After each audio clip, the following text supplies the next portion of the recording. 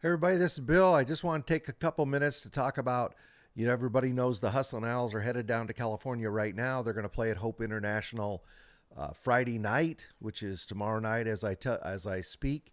They're going to play Keiser Seahawks out of the Sun Conference.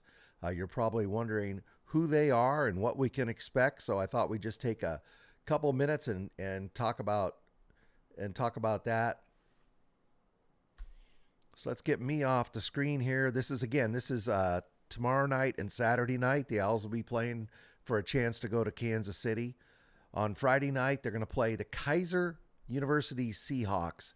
This is a school that's in West Palm Beach, Florida. It's in the Sun Conference, and they are the champions out of the Sun Conference. They had a tight battle all season long with Ave Maria, a very good team down in the Sun Conference.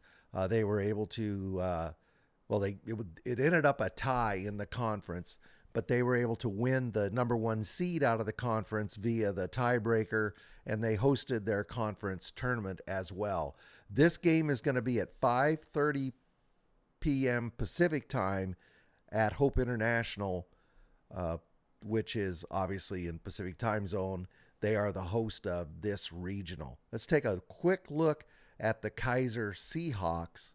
I hope you can see this. I think I might zoom in on it. This is just a comparison of the teams. The two teams, just look at those numbers. Keiser shoots 50.4, Oregon Tech 49.1. I'm not going to read every number to you. Keiser is a very good three-point shooting team, shooting 39.5%. Oregon Tech shoots 33. Both teams are good rebounding teams. The same, they're about equal on the turnovers. SOS, I'll get to that in a second. One place where Keiser really has excelled this season is in what they call recoveries. That's your steals and blocks put together. They have 445 of them. Oregon Tech 316. So you look at these numbers and you say, "Wow, it looks like Keiser is a very good team. Don't take what I'm saying wrong." But you think, "Oh, they're just really really good." But this strength of schedule balances balances. I don't know if that's the right word, but it evens a lot of this out. The Keiser Seahawks, they played the 125th toughest schedule in the NAI. There's about 245 schools that play NAI basketball. So their strength of schedule was 125. Oregon Tech played the number 7 strength of schedule. Oregon Tech played a very tough schedule. And of course, that is going to impact these numbers. But no matter, that does give us all a little bit more confidence. But we also have to understand that going into this game, Keiser is an extremely good team.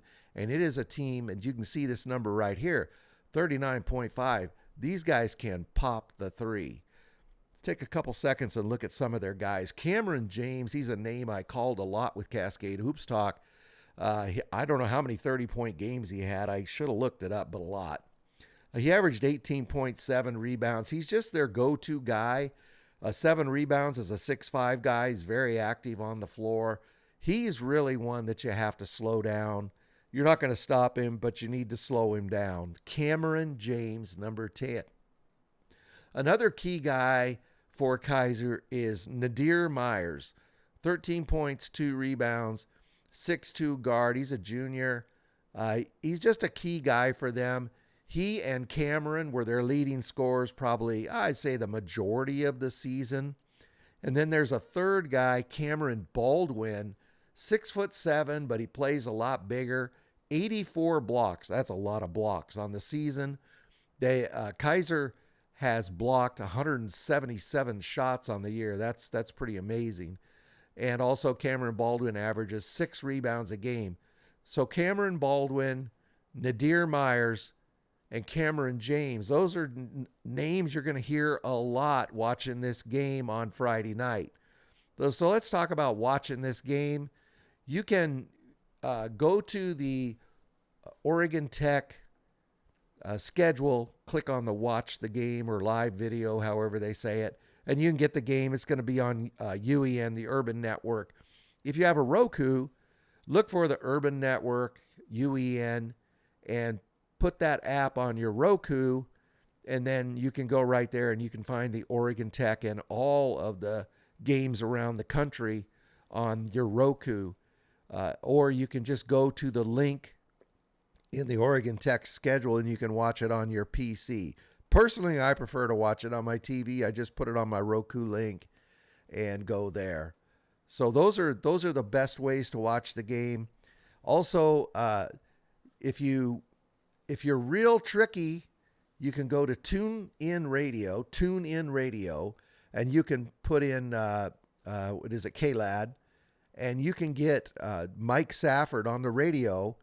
It's not going to match up to the video, but on TuneIn, you can pause the audio, and if you're real tricky, you can get it to match the video. This is what I do, and that way I can listen to Safford and not have to listen to whoever is doing the broadcast for the Urban Network. I find that a lot more enjoyable. So tomorrow night is a big night. After the Hustlin Owls win on Friday, they'll most likely take on Hope International on Saturday. That's going to be for a ticket to Kansas City. You know who Hope International is. We had that game at Oregon Tech. We lost in the last possession. And then Oregon Tech was beat pretty soundly down there in Fullerton a couple weeks later. That's not going to happen again. Jackson Cooper got in foul trouble with the first 30 seconds of the game. They called 2 fouls. They're not going to do that in the playoffs. That's not going to happen. You're not going to tweet up the conference player of the year for 2 fouls in 30 seconds. So it'll be a lot different game when we play them on Saturday. We got to get by Keiser on Friday. Make sure you tune in. Give these Owls all the support you can possibly give them. It's a young team, but they're going to go to Kansas City. They're going to win this weekend and go to Kansas City. So don't forget to tune in and watch the celebration. That's what I have for you today. And I just go Owls. That's all I got to say. Go Owls.